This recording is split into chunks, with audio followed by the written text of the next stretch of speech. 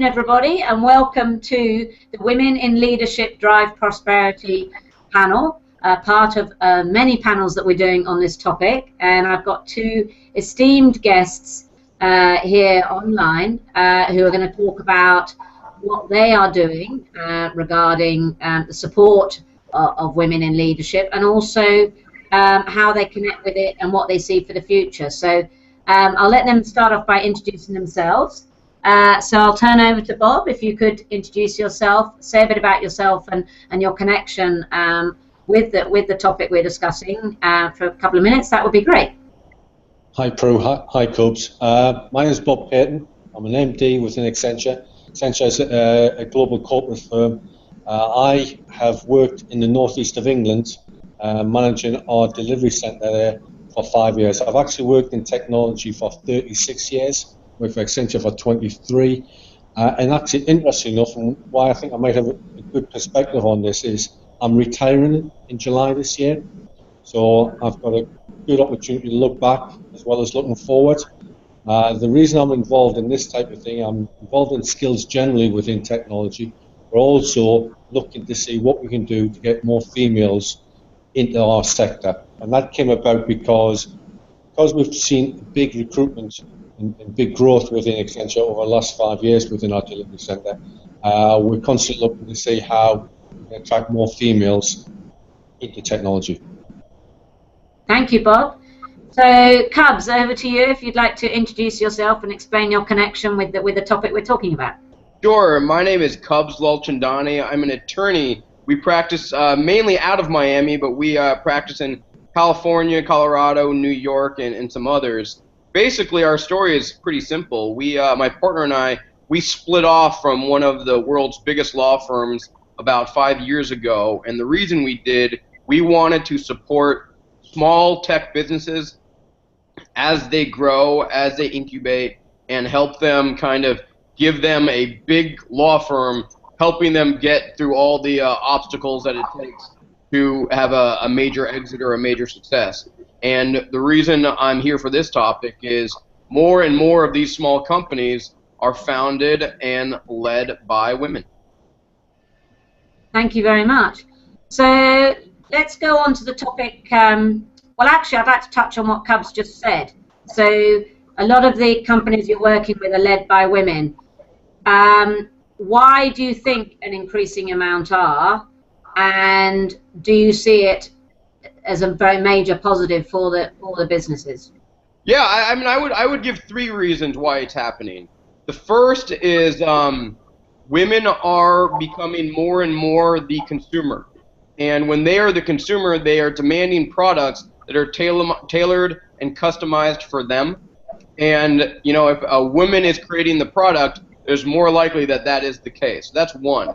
I think the second reason is more and more women are graduating from college, and that, you know, has an immediate and direct effect on who leads the companies going forward. Finally, I think there is kind of a qualitative factor of, you know, it's simply becoming more prevalent. It's perpetuating itself, and frankly, and I'm going to get in trouble for saying this, sometimes I think women are better at this. Leading companies, negotiating, and achieving all the milestones that they need to achieve to have a successful company. Right. Thank you very much. And those are very, very fascinating reasons, actually, that you give. And I think it's great that they're increasing. Let's take a look at how we can make them increase even more by looking at the next generation. I'm an engineer myself. I did an engineering degree, but you know what? I didn't end up staying in engineering. So I think there's 2 factors potentially. It's training up the next generation, but it's also actually getting them to stay in these technology careers. Bob, have you got some viewpoints on your experience related to that? Yeah, I'll pick up on 2 of the things you said there. It was about training them and keeping them in. I'm going to extend that to 3 things. First of all, get them interested, then train them, and then keep them there. One of the challenges I think we've got is we need more females understanding that routes like engineering, routes like technology, or a route in a sector they can join. So I think the very first thing we've got to do is look to see what we can do to get more young females interested in what previously were male-dominated areas. And I think we've got to start at school. And I think from our perspective, from what we've looked at, we want to get them involved in these sort of subjects at primary schools. We want to show them how interesting it is, show them how good they can be at these type of activities.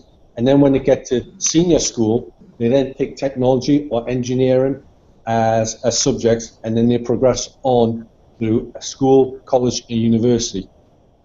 In terms of keeping them here, I think it's very, very important that we provide them with all the support we can. And I'll keep on coming back to one thing. I mentioned that I'm retiring this year. So this is my last role within Accenture. My boss is a female. My second in command is a female. Both of those have returned from maternity leave over the last few years and have gone on with the right support, progressed their careers, and have risen to places of seniority. Wow, yeah. I mean, I think it's about the support around for women as well, which is very important. Have you got a view, Kubs, on that in the States?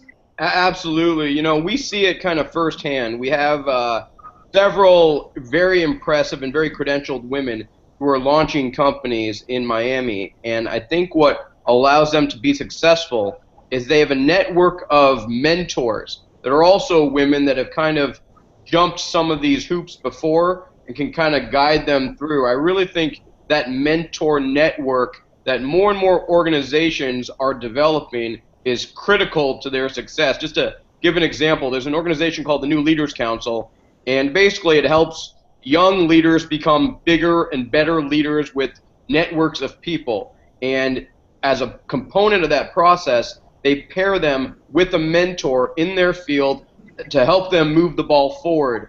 And I think that is a critical piece of what we're seeing right now. Yeah. I totally agree with Kubs. I think mentors and role models are key to this.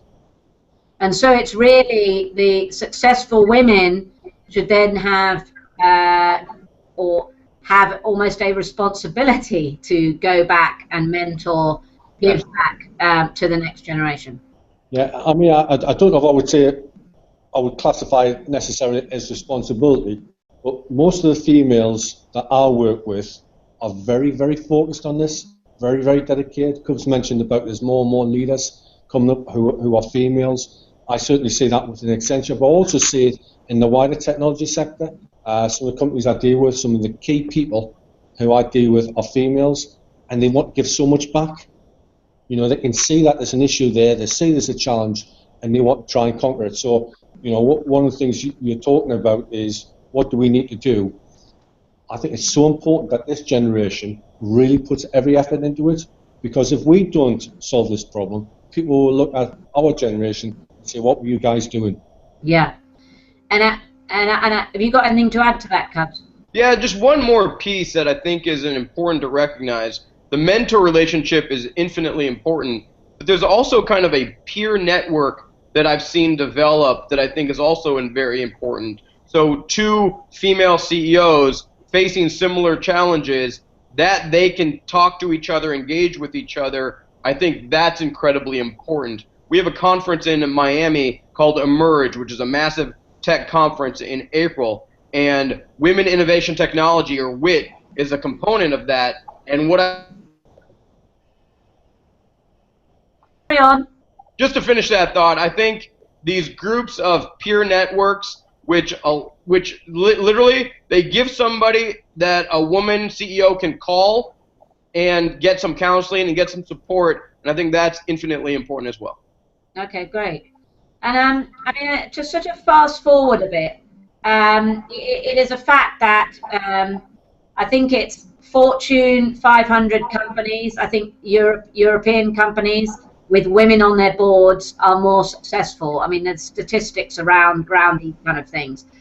And I'm sure it would be the same in America as well. So, you know, if we're talking about the kind of, you know, the topper level now, and women at the top of their industries, and the fact that boards that are balanced and diverse do better.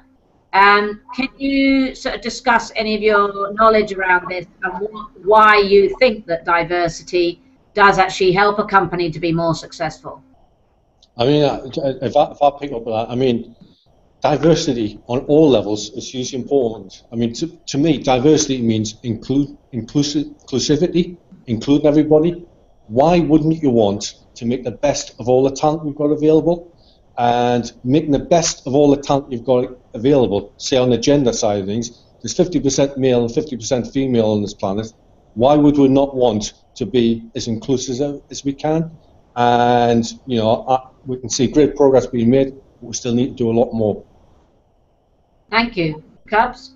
Yeah, I would think of two reasons. One is growth of the consumer class. You know, globalization of the consumer class. You know, we are now a company serves customers all around the world, and I think those consumers are demanding that the people that they buy from be more inclusive, as Bob mentioned. The second one is technology. You know, it used to be that when you purchased a product or a service, you kind of purchased it from a black box that is a company. Now with the advent of social media, transparency, you know who you're buying from, and you can see who you're buying from, and often you have a relationship with who you're buying from, and I think consumers are demanding that the businesses that they engage with be more inclusive. Thank you very much, both of you. This conversation has been great, and I thought we'd just round off with one final question. So, Bob, you're retiring soon. Kubs, as I say, you're probably a long way from retiring, but I wonder if each of you could give some advice from your perspective and experience to the next generation of men, and how they should drive forward women in leadership, drive forward prosperity, to encourage more women to go into technology, go into businesses, and progress high up within the organizations. Bob, do you want to start? Yeah, it's an interesting question, Prue. And the thing I would say is, to be successful, you never ever do it as an individual. You inevitably have to work with a team.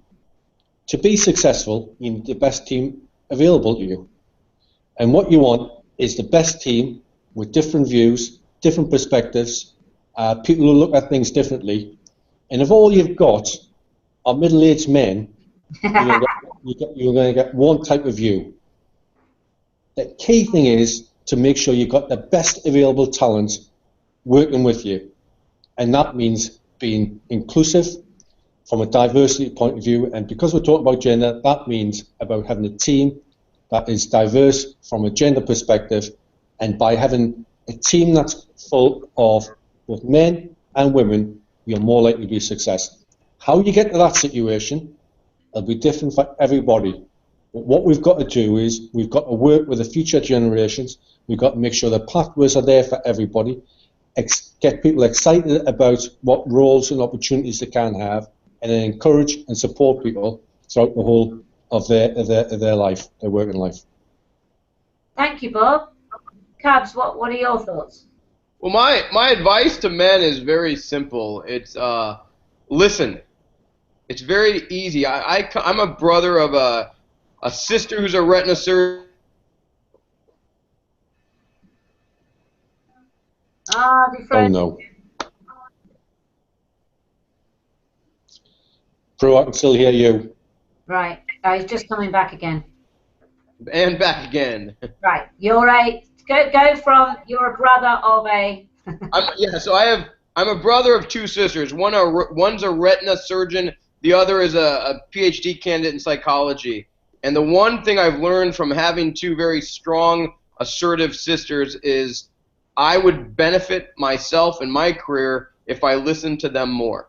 And so I encourage men, as they're going through their careers, you have this insight into a very diverse perspective, often sitting right next to you. My admonition is listen to them. Wow, I think that's excellent advice. So I'd like to thank you both very, very much, from Newcastle and from New York, and me in Miami. It's been a very fascinating discussion, and we look forward to the future. Okay. Thanks very much, Prue, and thanks again, Cubs.